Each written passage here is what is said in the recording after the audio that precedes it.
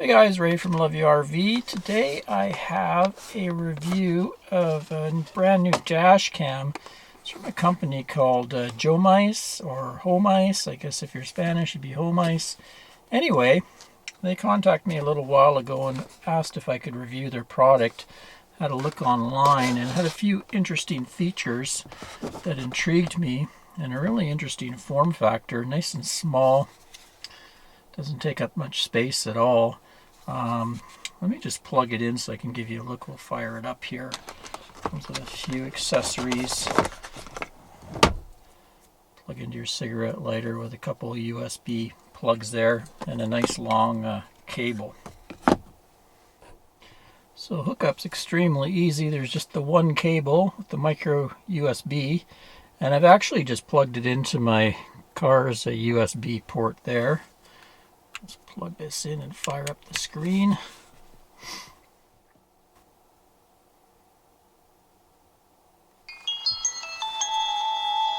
There we be. Already got the camera working. I'm just going to give you a brief look at the screen. I won't go into the features right now, and then we'll get to the installation. On here there's 4 different things you can swipe to. There's the live display there. Then there's this code, QR code. So you take that, your phone, or I've already done that, you scan that and it puts you on a website to activate it and download the app and everything. Very easy to do. And then on this screen we have loop video if you want to play back, or incident video. So it has a parking monitor, as well as if you get into an accident or something. It has a built-in G-force sensor, so if it gets hit or bumped or in an accident, it'll automatically record the video and keep it in a locked folder. And then it also can take photos. Oops. There we go. And then there's an installation guide with a horizontal line, so you can get it level. And you saw that when I flip down. And this you can quickly turn off each feature. It has a Wi-Fi feature to connect to the smartphone app, a GPS feature, so it can track where you're going and know how many miles an hour you're going or kilometers an hour. Also can pick up audio in the vehicle, and also with the microphone, so you can turn that on and off quickly. And if I swipe the other way, I get into the settings. There's the different resolutions here. So this thing can do 1600p, which is kind of in between 1080p and 4K, but very high resolution at 30 frames a second. Or you can go down here and you can see 14.4p, or it can do 1080p HD at 60 frames a second. So you get different resolutions. You format the card there, different volume settings. So it has a voice that comes on and says stuff to you. Screensaver, you can have clock or the live view. And then we got language. It's like just Chinese or English. There's the about, versions, reset, and reboot. So that's about it. It's kind of designed to be a very simple dash cam to set up and use. So next what I'm going to do is just install it on my windshield here. I'm going to leave my existing dash cam in place. I actually have the Akaso Trace 1 Pro that I've been using for quite a while. And then we can also compare the 2 dash cams that way as far as the footage that comes out of them. So I'm going to just install this one to the side, and then I'm going to run its wire like I did this through and down through the column. One nice thing about this one is the GPS pickup is built into the unit, whereas the Akaso, if you see that square up there, that's the GPS pickup for the Akaso cam. So let me install it, and then we can take this thing for a ride, and I can get some footage for you. Okay, for mounting, rather than a suction cup like most dash cams have, they have kind of a sticky pad on the back of this. And what they give you is a film that peels off. And I've already stuck it on the window. You can barely see it there. Similar to what mounted my GPS up here. And I guess that's so if you have to take it off, you just peel off the film rather than having a bunch of goop on your windshield. So I'm going to peel this off and stick it onto the film that I just stuck up there. So the 12 feet of cord was enough to go around, be hidden away all underneath there, and around up the door pillar and back. And there we are, mounted right beside my other dash cam. So this has a little, I have it set to show me the time and day on it. Touch it, you get a live view. And there was the setup. We're setting up the level of it. It's a pretty small display, but you don't really have to use it much. It's just if you want to turn something off quickly.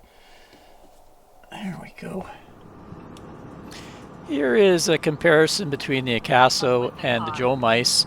At the top you'll see it's a clear sunny day, and at the bottom is a rather cloudy, rainy day.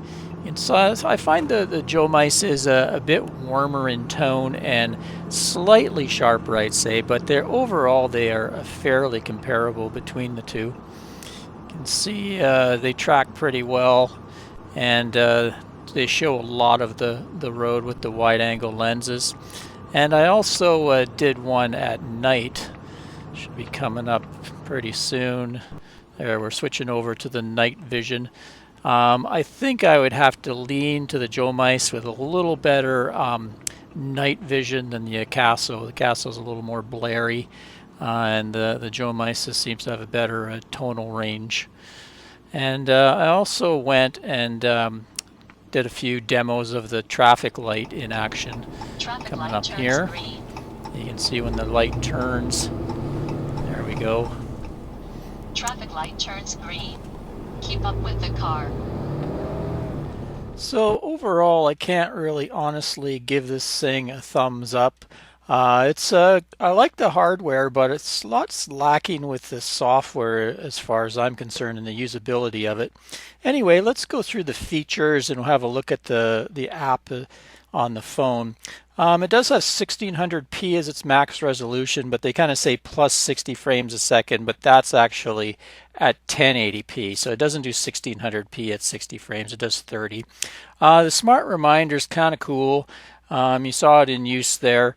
Also, it has the Wi-Fi app, built-in GPS, loop recording, so when you put in the card, it'll keep overwriting at the end. Has the G sensor, so it'll pick up in crashes. It will save some footage.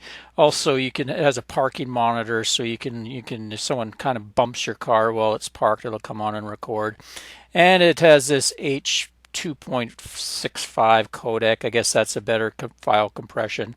And f1.6 lens, so it has a very decent night vision, even compared to my Akaso. Anyway, let's go have a look at the app here. Okay, let's have a look at the app. You can see a live view here. I'll go through some of the settings. In here we have resolution and frame rate. You can set. Also, I'm not sure what generate linked video is actually. Audio on when recording. Emergency recording, so that's if you have a sharp break or turn or a collision occurs. Wide dynamic range is for the photo. There's two encoding formats. And we also have different volume for the girl that speaks to you and says lights change, boot music when it boots up. There's a clock on the standby screen. You can have large clock, off, live preview, or you can have a custom picture on there. Parking monitor, so you can have a remote collision alarm. I don't think you can do that right now because this thing doesn't take the 4G card. We'll get to that in a minute. Parking collision sensitivity, low, medium, and high. And what do we got here? We've got electronic fence, so I don't know, this you need 4G as well, which is not part of the package. I guess that's a future thing. Intelligent broadcast. So this is where you get the front vehicle startup prompt that says, there's a car in front of you, get going, it's moved, and the red light changed to green prompt. Have those on or off. Horizon, It's for setting up the horizon so it knows where the light is. Looks at the sky for the light. Dash cam information. You can see this 4G box. I guess that's an additional thing. They didn't really say anything in the instructions about that. I don't think it's really available here. Maybe it's something that's available back in China. And then there's their GPS signal strengths, satellite logs, storage card. I think you can have up to 128 gigabytes. I just used a 32 gigabyte. It didn't come with the unit. And then you got metric and imperial, language, defaults, reboot, etc., etc. Then in here you can have the live view. So I'm enabling live view here. And you can see, there we go. I just have it aimed out the back window of the RV right now. Here you can take a picture and it would show up. You have your photos. There you go. And I guess under emergency, that would be if there was a thing. Oh, I guess it did show up some emergency parking there while I was playing with it, showing you things. Guess I made it bumped its GPS or its G-force sensor. And then playback, you can go through year to date, all the videos. Let's go back to yesterday and play one of those. Oops. There we go. And you can turn it sideways.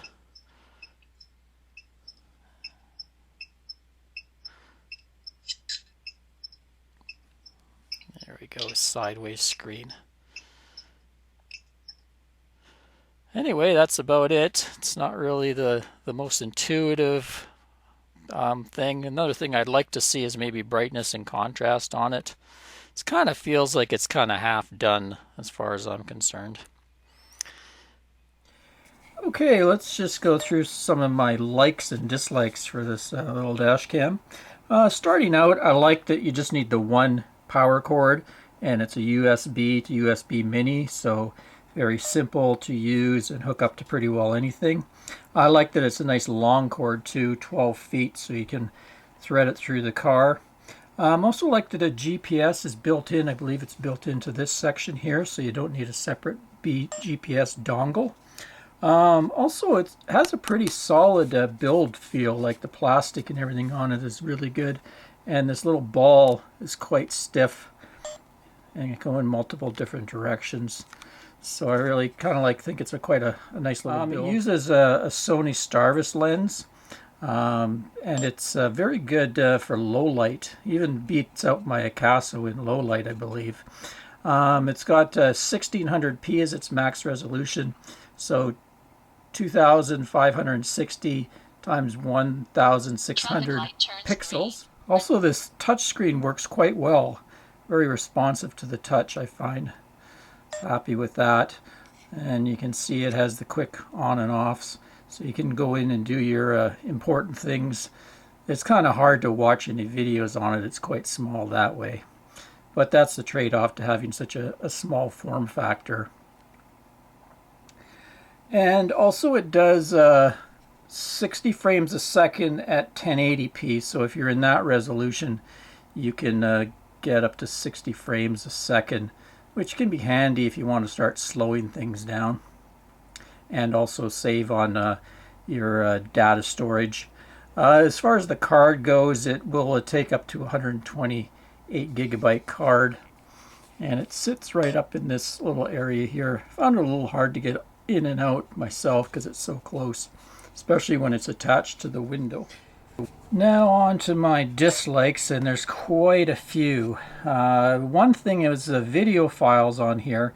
They seem to play okay on the phone, but on my other dash cams and cameras, I can take the micro SD card right out of it, and then I could just plug it into my computer and the file would play. This one I tried it on my PC and Anne's Mac, and they wouldn't play at all, so I had to kind of go through the effort of finding the right codecs and downloading them just to play the files like that. I found I could play it on my phone, or if I downloaded it to my phone then transferred it to my PC, it would play, but it's kind of finicky to get the files onto the PC, which I usually like to do. Also the phone app, I don't think it's quite ready for prime time. It feels a bit incomplete to me. There's some sections like you'd like to have maybe a brightness and contrast and color setting on it. There's something about the 4G cell. There's actually a SIM slot on here, but that's not ready yet. So a lot of there's a few features that don't work out of the box on this. I found the way it played back the videos and took pictures wasn't that great, so I really don't like the app on the phone that comes with this thing. I think they could really improve that. I couldn't really get the GPS tracking to work. You're supposed to be able to play back on a map, and I tried all sorts of things and couldn't get it to work. They don't seem to have the software easily available for download. And that's another thing. There doesn't seem to be much support for this little camera. They appear to be an Amazon seller, not much of a website that I could find anywhere. So if anything goes wrong with it, you're stuck dealing with email support or through Amazon. Also, it's quite high priced for its compared to its competition. This thing's currently, I think it was $199 on Amazon US, and most dash cams are more in the $100 range or $125. I think my Akaso was $125. Also, I don't like the mounting. There's like a sticky thing here. So if you attach that to the windshield, it would be stuck. So they give you this kind of static thing to stick on, and then you stick it on the windshield like that. But I'm thinking in heat or cold, this thing could be falling off the windshield. So I really prefer maybe a suction cup compared to what they give you here. Also, the sound on it is quite poor. It sounds sort of like a hollowed in a hollowed tube, and it picks up the high frequencies quite a bit and not much of the low frequencies. See, there's the mic pickup there, that tiny little hole. So it doesn't, even my Akaso has a much better sound pickup, and it's still not that great. The brand recognition is not very good. Jomise, I've never heard of them myself, and like I say, they're mostly an Amazon seller. So overall, to me, it seems like it could have been a winner. I really like the build quality of it. I like the features it should have. It should have pretty good features, but the overall deployment and the software just isn't that great. As far as the red light camera, it seems to work about, I'd say in daylight, bright daylight, about 80% of the time. It does better at night, maybe 95% of the time. And same with the car moving ahead feature, which is kind of neat. I don't know how much I'd use it myself. I don't think I'd want to pay much extra for that feature. Maybe good for people that are in traffic all the time in cities. It might be a cool feature, but really if you're driving, you should be paying attention to the road. You shouldn't be relying on a gizmo like this. Anyway, that's my opinion on it. If you have any questions or anything about it, just leave them in the comments and I'll try to answer them. Till next time, Ray from loveyourrv.com. Cheers, folks. Thanks for watching.